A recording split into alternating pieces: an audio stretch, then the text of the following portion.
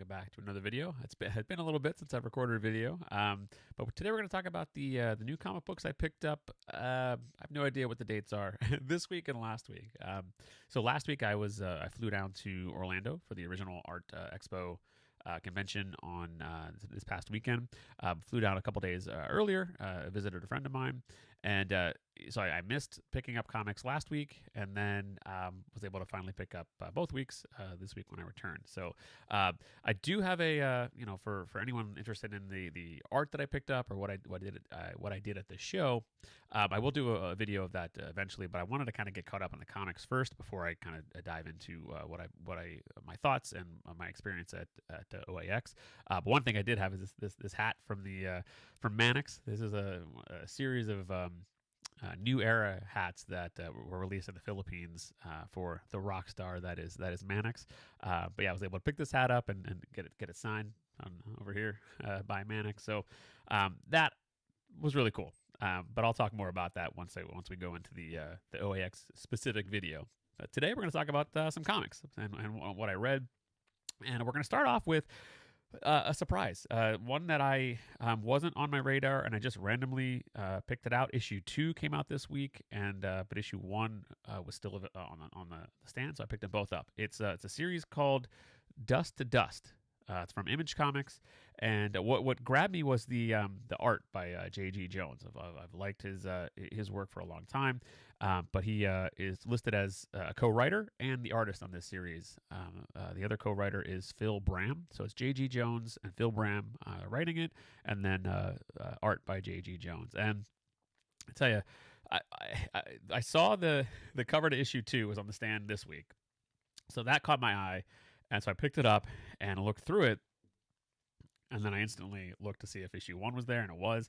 What this is, it's a murder mystery set in the the height of the Depression, 1935 in Oklahoma, and it's set during the Dust Bowl. So there's this town that is dealing with the Depression, the Great Depression, and then all these dust storms that keep happening. It starts off with a family who is leaving. They're leaving the town to go to California. They're just they've had enough. The famine, it's just too much for them to handle, so they're getting out of the town. But it's a very slow build to what's going on. It's not quite clear in the first issue that it is a murder mystery. There is a dog that finds a bone, and it's like, man, what's that all about? But that's not what the issue focuses on. That's just a part of the issue. The first issue is you kind of learn a lot of people that inhabit the town. The central character is the sheriff, and there's another woman who is a photojournalist who is there trying to capture how these people are living, the conditions that they're living under, and she wants to try to let people see what's happening. So though it's at a time where seeing is believing, and you need to have these photos of these people to get them into the newspapers to show the what is actually happening. Because the main thing that really caught my eye is the art by J.G. Jones, and this is some absolutely beautiful stuff. It's like a painted, but it's in like an ink wash stuff. It's all kind of sepia tones and gray tones throughout the whole series, and it's fantastic. It's just some great looking, beautiful art. The Western motif is what drew me in. The sheriff kind of starts off the sheriff on horseback. So, yeah, it's a good start. The first issue kind of sets the tone. And then the second issue, you kind of learn a little bit about what's going on, and there's you understand more in the second issue that it is a murder mystery, that they're dealing with a potential serial killer, and it's a slow build, but that slow build helps the slow build helps introduce the characters, and it also sets the mood as to the kind of life that these people are living. It's not a glamorous lifestyle. It's not a super active lifestyle. It's a very slow, small town. Not a lot going on. And by kind of having it be built slowly, you get that idea that comes across. But yeah, again, I have no idea if this is an ongoing or a mini series, but I'm hooked, and it's a book that I haven't heard anybody talking about. So picked it up, really enjoyed it. So I would recommend checking it out. Obviously, I have no idea where it goes from here, but it's off to a solid start. Okay. Next up, it's the only non-image comic that I've read that came out in the past 2 weeks. It's from Marvel Comics. It's Wolverine Revenge issue 4. I actually picked up both the regular edition and the red band edition. And I think the only difference is there's 2 splash pages in the red band edition that are not in the regular edition. But the one splash page is pretty brutal, and I'm not going to say it's worth it. I mean, it actually would be worth it to probably just buy just one. If you're going to buy one comic, buy the red band edition. But I like getting both just to see what the differences are.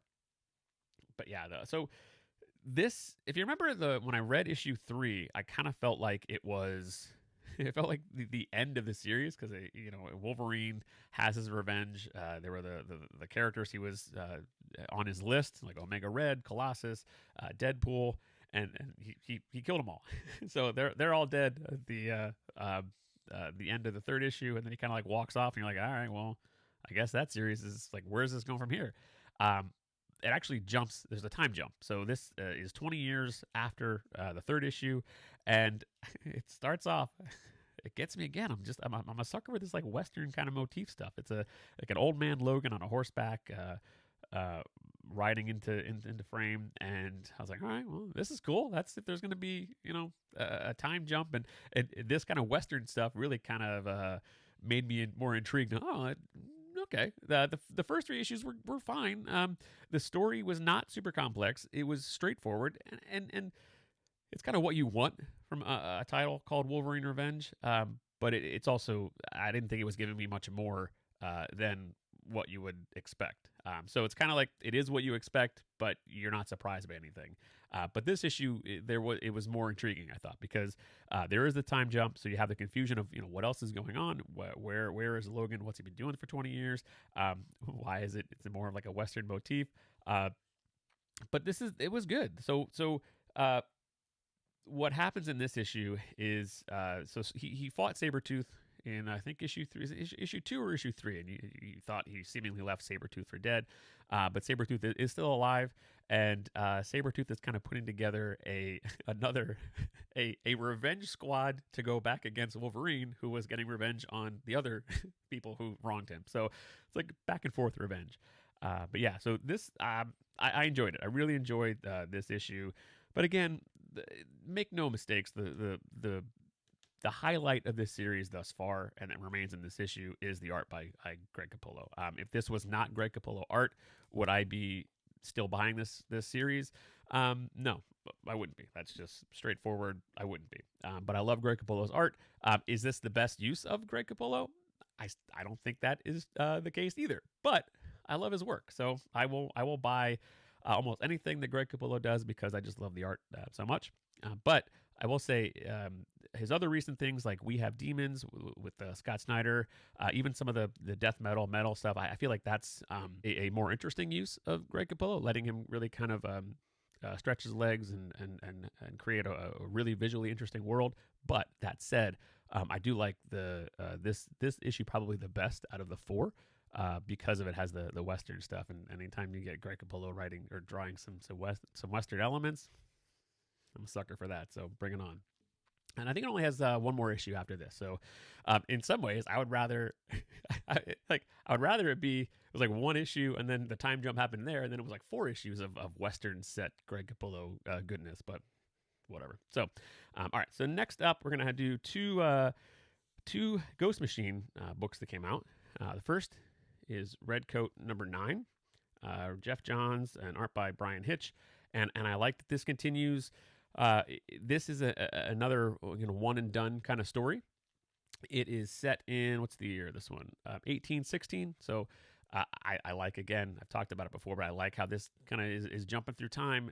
You see Simon Pure's journey, and this one specifically talks about the journey that Simon Pure is on, and this is still kind of early on in his lifespan. So he became immortal in the 1770s.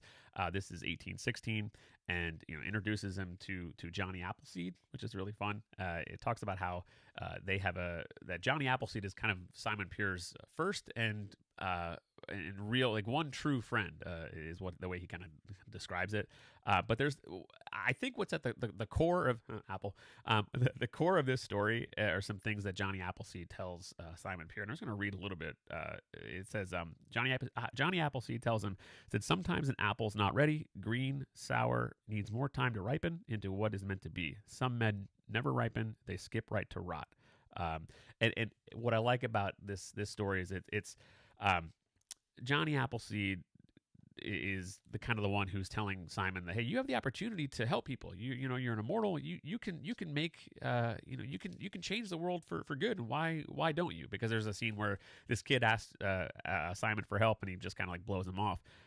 But it's really interesting because it's setting it to that it shows the journey that Simon Pure is going on, and starts off that he's just kind of like this self-centered, self-absorbed, doesn't really care about anybody, and then it kind of sets him on that path to see those. Again, it's very funny. It's like seeds that are planted along the way to help change his character, and I think it's fun that seed is planted by Johnny Appleseed. So again, I love the series. I'm having a lot of fun with it, and the way it jumps around through time. Just really, really fun. So I love that. I love again that it's a one and done kind of story, and you still see big picture of the journey Simon Pure is on, and I like getting tidbits here, be the start of his journey towards the end, wherever that ending is. It's just been a lot of fun, following along that journey. So I definitely recommend that series. I think the first trade is coming out a couple months yet. It's still a while, but it definitely worth picking up. And all right, so next up we have Hyde Street #3. This is again written by Jeff Johns, art by Yvonne Rice, and inks by Danny Mickey. And this is a Christmas set issue, and it starts off with there's a Santa Claus who is basically like the Grinch. He's showing up and he's stealing these Christmas presents, and this Santa Claus, this kid is found out by this Santa Claus, and this guy tells the kid, hey, there is no Santa Claus, and then instantly the character Pranky, the Boy Scout character, he doesn't like that at all. So he makes it his task that he wants to collect this guy's soul. Actually wants to allow Mr. X to capture his soul. So it's kind of a team up between Mr. X and Pranky. And again, this is I still don't fully understand how Hyde Street, like where Hyde Street is or how it comes into play. It just kind of, it seems like there's these characters who are living in Hyde Street who are tasked to collect these souls, and I think once you collect 10,000 souls, you can move on to the next stage of wherever it is, wherever you go in like the afterlife or whatever. I forget exactly what the setup is, but they're essentially trapped there until they collect 10,000 souls. Pranky, I think you said it was up to 18,000 souls, so he has no interest in leaving Hyde Street. He likes the what he's been tasked to do.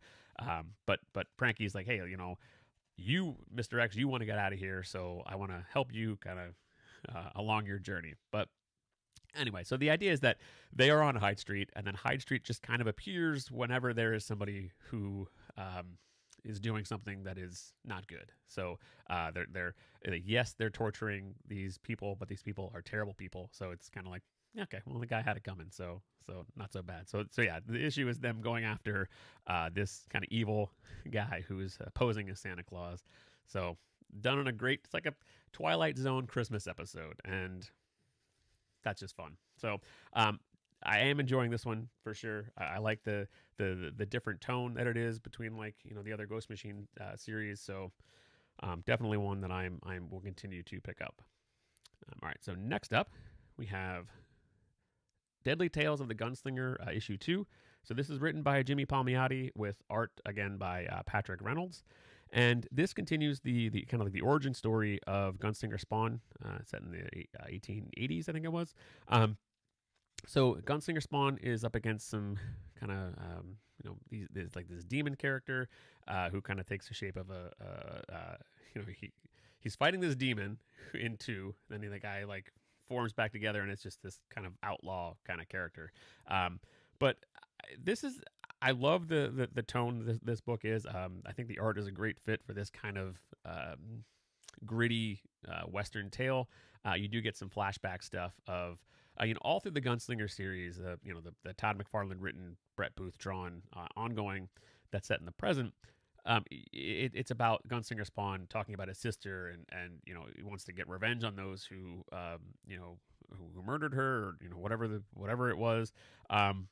So you hear all about his sister Amy, and then in this issue, you actually see some flashback of when Tobias and Amy are children. So you kind of see some of his backstory.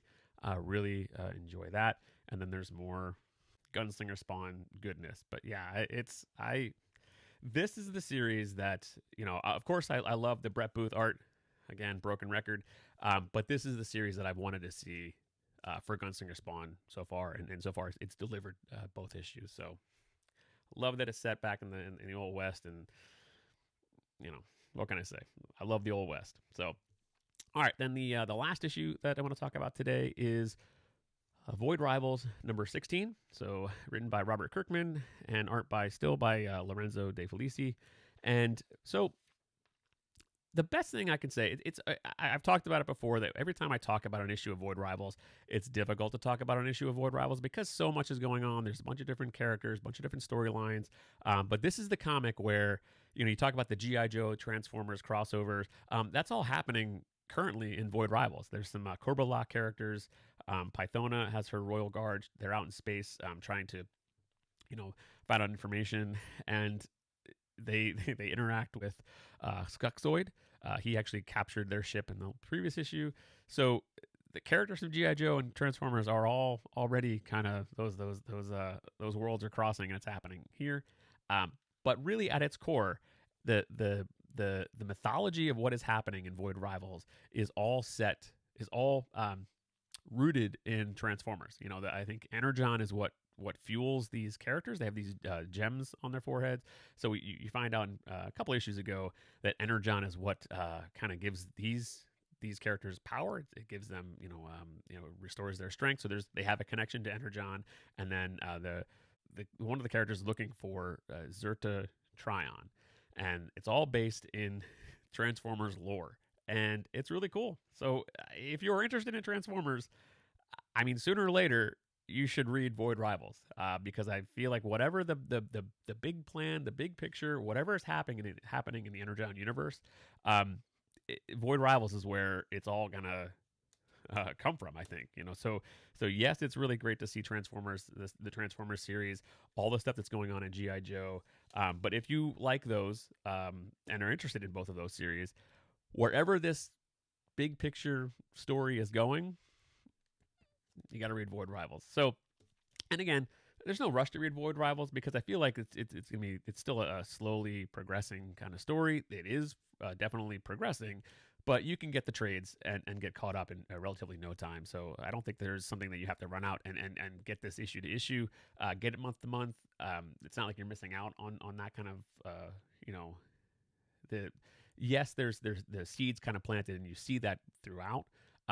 But you're not, basically I'm saying you're not missing out on anything by not reading it month to month. So get the trades, but eventually, if you like Energon Universe, this is required reading. And really, for the whole Energon Universe, it's a 3-book ask right now. So you can get Transformers, G.I. Joe, and Void Rivals, and then you're covered for the entire Energon Universe. They've committed to continue. I think it's going to be this year at least. There's going to be just the 3 titles. I'm sure they'll branch off down the road. Why wouldn't they?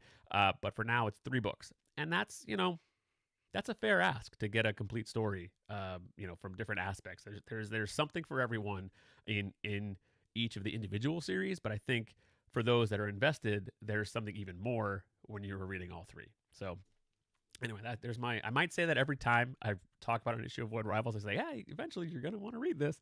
But I truly believe that. So, all right, well, that is what I bought for 2 weeks worth of comics.